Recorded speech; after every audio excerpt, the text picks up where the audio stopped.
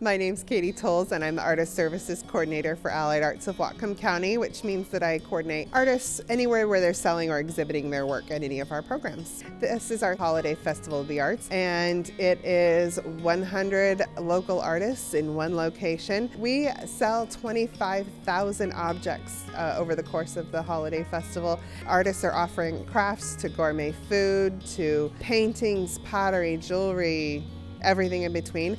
And then on the weekends, we also have got live music and kids' art activities. First, artists can become members of Allied Arts, and then that makes them eligible to apply for anything that we do throughout the year. We've got the Holiday Festival of the Arts, we've got a gallery downtown, and then we participate in a number of arts-related events throughout the year. Anybody can become a member of Allied Arts, whether they're an active artist that wants to get involved in our programs and sell or exhibit their work, or if they just appreciate the mission that Allied Arts has of supporting the arts.